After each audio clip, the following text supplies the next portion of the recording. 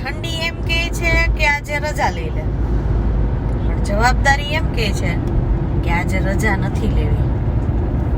પણ આજ તો ઠંડી નથી, હવે તો શિયાળો વયો ગયો છે અને આજે ઉનાળાનો અહેસાસ થવા માંડ્યો, પણ તોય રજા લીધી છે. કારણ કે થોડુંક કામ છે એટલે જવાબદારી બેન તમને સાઈડમાં મૂકી અને જઈએ છીએ રાજકોટ. કારણ કે જવાબદારી કરતાં પણ ઘણીવાર કોઈ કામ છે એ અગત્યના હોય છે અને આ અગત્યના કામના કારણે નીકળવું પડે એમ હતું.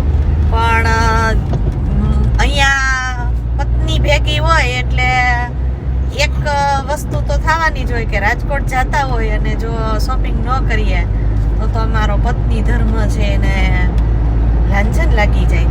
એટલે શોપિંગ કરવાનો ઈરાદો છે, પણ ભેગા જોઈએ રાજકોટ પહોંચવા તો દેવ આગળ જોઈએ. ભેગા પતિ બેઠા હોય એને એનો ધર્મ નિભાવવો પડે ને કે આપણને શોપિંગ ન કરવા દેવાના હોય. કારણ કે બીજું એક ઈ કહેવાનું હતું કે વિડીયો લગભગ રિલેટિવ્સ ફ્રેન્ડ્સ બધા ઘણા જોતા હોય છે, એટલે સાહેબના ફ્રેન્ડ્સ કોઈ રાજકોટવાળા જોતા હોય વિડીયો તો જોઈને ફરિયાદ ન કરતા કે રાજકોટ આવ્યા હતા પણ અમારી મુલાકાત ન લીધી કે અમારા ઘરે ન આવ્યા. કારણ કે ચાલુ દિવસ છે, બધાને પોતાની જવાબદારીઓ હોય છે, બધાને પોતાના કામ હોય છે, એટલે કોઈનો સમય બગાડવાનો ઈરાદો નહોતો, એટલે કોઈને મળવા આવવાનો મેળ નહીં આવે, કોઈએ ખોટું ન લગાડવું.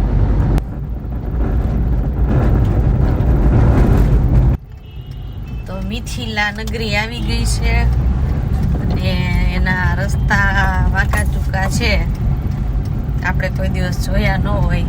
પણ અહીંયા એક વાતનું ખાસ ધ્યાન રાખવું પડે કે મેમો ન આવે. કારણ કે રાજકોટમાં ઘણીવાર આપણને ખ્યાલ ન હોય અને ગાડી જો એ રોડ ઉપર વહી જાય તો મેમો પણ આવી શકે છે. આવી ગયું છે રાજકોટ.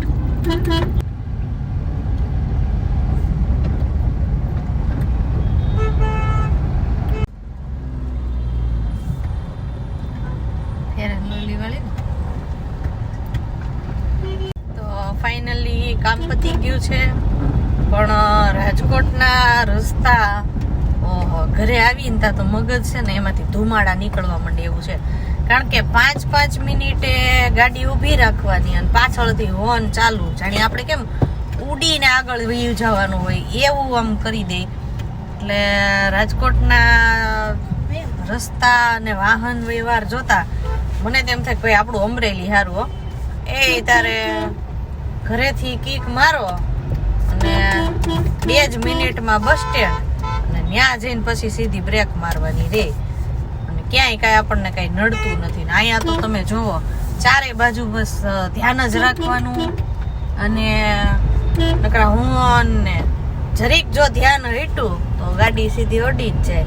એટલે મને તો રાજકોટ કરતા અમરેલી એટલે જ વધારે ગમે. નાનું સિટી કાંઈ માથાકૂટ નહીં, એ તારે શાંતિથી જાઓ ને શાંતિથી આવો.